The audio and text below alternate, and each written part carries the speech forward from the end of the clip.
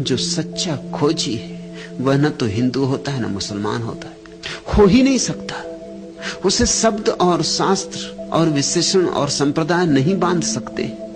न मोहम्मद मुसलमान है, न कृष्ण हिंदू है, न बुद्ध बौद्ध है और न जीसस ईसाई है। याद रखना, इस जगत में जिन्होंने जाना है उनकी कोई जात नहीं, फिर वे हिंदू नहीं, मुसलमान नहीं, ईसाई नहीं। इस पृथ्वी पर संप्रदायों के कारण बड़ी अड़चन हुई, आदमी आदमी नहीं हो पाया है। और संप्रदायों की जड़ में क्या है? छोटे छोटे शब्दों का उलझाव है। किसी ने राम कह दिया और झगड़ा शुरू हुआ।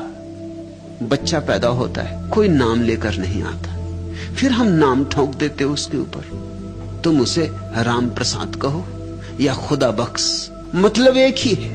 खुदा बख्श का मतलब राम प्रसाद होता, राम प्रसाद का अर्थ खुदा बख्श होता।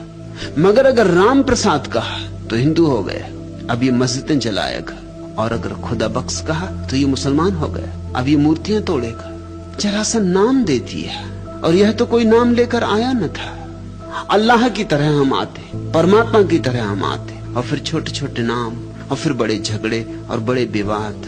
और जो लोग कलह और विवाद करते हैं सोचते हैं धार्मिक कृत्यों में लीन है। मैं कल बहुत चौंका, खबर आई पुलिस की तरफ से कि 3000 मुसलमान आश्रम पर हमला करने आ रहे। मुसलमानों को क्या पड़ी इस आश्रम पर हमला करने की? किसी ने अफवाह उड़ा दी है कि मैं मुसलमानों का दुश्मन हूं, कि मैं मोहम्मद का दुश्मन हूं। बस अफवाह काफी है, उपद्रव करने को जैसे हम तैयार ही बैठे।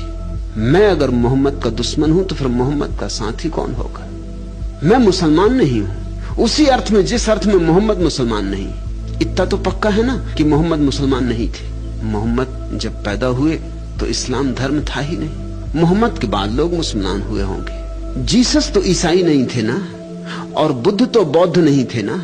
ऐसे ही मैं भी मुसलमान नहीं हूं मोहम्मद की भांति। और अगर मोहम्मद मुसलमान है तो मैं बड़े से बड़ा मुसलमान हूं। वैसे ही जैसे मैं हिंदू हूं, जैन हूं, बौद्ध हूं, यहूदी हूं। जिसने जाना सब धर्म उसके और कोई धर्म उसका नहीं। मगर उपद्रवी चित्ते हैं, पंडित हैं, मौलवी हैं, जिनका सारा काम आग लगाना है। यहां कोई हिंदू नहीं, कोई मुसलमान नहीं, कोई ईसाई नहीं। अगर लोगों में थोड़ी समझ हो तो ये स्थान सबका प्यारा हो जाए।